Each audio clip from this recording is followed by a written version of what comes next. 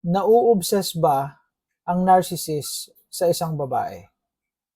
Nau-obsess din ba ang inyong narcissistic husband sa iisa lamang na babae? Nau-obsess ba ang inyong boyfriend na narcissist sa isang babae lamang bukod sa inyo? So, itong tanong na ito ay tanong ng isa sa mga nagpa-coach sa akin. So, tinanong niya ito after ng coaching. So, para sa inyo ito, ma'am, itong tanong niyo na to. Since hindi natin na pag-usapan sa coaching, ay gagawa natin ng content dito. So, ang nangyari, itong si ma'am, meron siyang narcissistic husband na na-obsess sa isang babae. At napaka lupit ng kanyang pinagdaanan dahil sa pangyayaring ito. So, ang tanong niya ay, nau-obsess ba ang isang narcissist sa isang babae lamang? Alright. So, the short answer is yes. Nau-obsess ang narcissistic husband or narcissistic boyfriend sa isang babae. So, bago natin ito i-discuss, kailangan nating ma-distinguish ang ipinagkaiba ng obsession dahil sa pag-ibig o obsession na dahil sa supply. Ito ay dahil sa kanyang supply na nakukuha doon sa babae na yon o makukuha sa babae na yon. Ibig sabihin, yung mahuhut-hut niya doon at mapapala ay matindi. Kaya siya ay magkakameroon ng obsession doon. So, ang mangyayari dyan ay pag na-obsess siya doon, fixated siya doon sa babae na yon.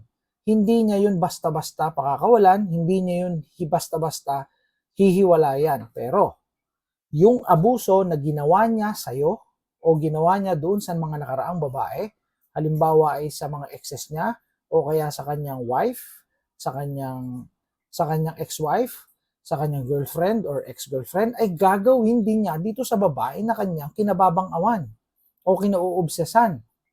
So, ang mangyayari diyan ay meron pa rin diyang cycle. So, babanatan niya yan muna ng love bombing.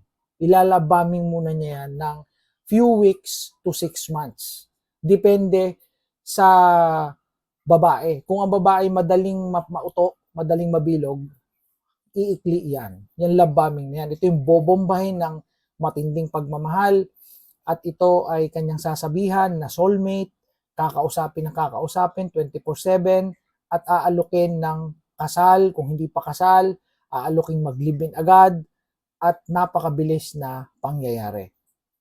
So, bakit nau-obsess ang isang narcissist at kanino? So, nau-obsess ang isang narcissist kapag nakita niya na yung babae na yun ay may tinatawag na high-grade supply.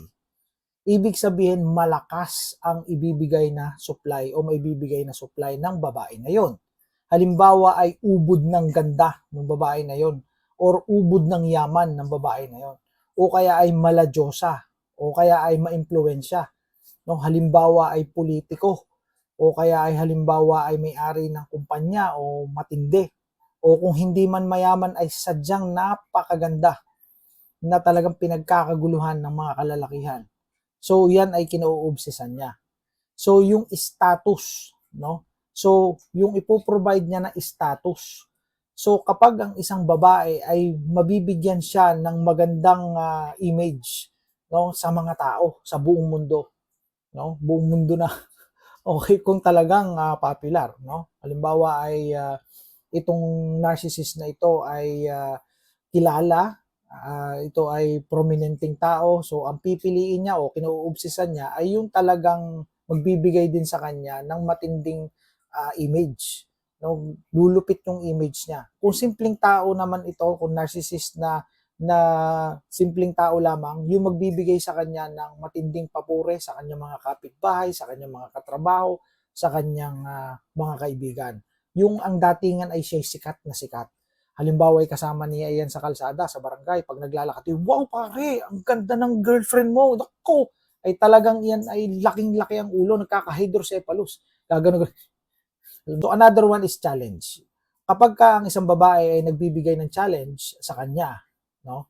Kung sino man yung babae na yon na makakapagbigay sa kanya ng challenge, feeling niya na challenge siya, doon siya ma-obsess. No? So, Yun ang dahilan kung bakit din siya na-obsess. Kapag ang babaeng yun ay independent woman, kapag ang babaeng yun ay hard to get woman, hard to win over na babae, yun talagang pinagkakaguluhan ng mga lalaki at walang makapagpasagot dun sa babae na yun. Talagang kinatatakutan na naligawan. Magkaka-interest ang narcissist. Iisipin niya na, wow, this is very challenging. Ito ay i-conquer ko. So, ang datingan nito ay Julius Caesar. Ano ba sabi ni Julius Caesar? No, yung kanyang famous Latin phrase, Vini, Vidi, Vici. Yun ang sabi niya. Anong ibig sabihin nun? I came. No? I came here. I saw the woman. I conquered the woman. Ganon ang lupit ng narcissist. Malakas ang tama. Kaya mau-obsess siya doon. So, very challenging yan. So, ganon ang gagawin niya. Ganon ang atake niya doon. Kung sino man yung babae na yon, doon siya mau-obsess. No, pipilitin niya yon na ipanalo. At hindi niya yung titigilan kahit magkaasawa yon, kahit may asawa na yon. Pupuwersahin niya yon. Bakit? Kasi hindi niya yun matatanggap sa sarili niya. Magkakameron siya ng narcissistic injury. Kaya mapapansin niyo, yung babaeng kinauobsesan niya ay binabalik-balikan niya yon. Kahit may asawa na, kahit may anak na. Nakatatak yan dito sa isip niya. Obsession eh. Ganun yun. Ganun ang dalihan. Papatunayan sa sarili niya na kaya ko yan. No? Challenging yan. No? Magpapakayaman ako, magpapaka-famous ako, tapos pabalikan ko yung babae na yan. Sasagutin ko, mapapunta yan sa akin. Ganun ang dalihan nito. So, another one, no? Bukod sa challenge, no? Emotional fuel. Kapag ang babae na yon ay nagpo-provide sa kanya ng intense admiration. No, halimbawa ay itong babae rin na ito ay hinahangaan siya o nagbibigay ng malupit na paghanga. Nagbibigay ng intense emotional reaction.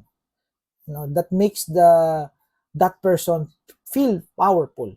Pag nararamdaman niya na yung babaeng yon is nagbibigay sa kanya, parang cheerleader ang datingan, nag-cheers sa kanya.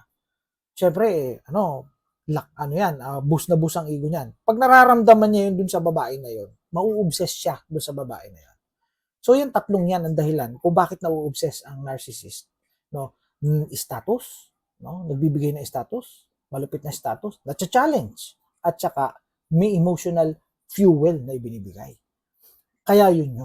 Yun yung obsession na sinasabi natin. Nakakatakot ito. Kasi, kung halimbawa na may asawa na nga itong babae o may asawa na nga, may mga anak na, ay talagang hindi ito titigilan ito. Parang ang datingan nito is psychopath. Ang datingan ng pangyayaring ito. Okay, medyo mahaba na yung content. And if you would like to learn more about narcissists, because we believe that we are surrounded by narcissists, ito yung libro ni Thomas Erickson. Maglalagay ako ng link or yellow basket dyan para ma-check out nyo na. This is less than 200 pesos. It will change your mind about our world. Dahil malalaman nyo na tayo pala ay surrounded by narcissists. See you in my next content. Bye for now.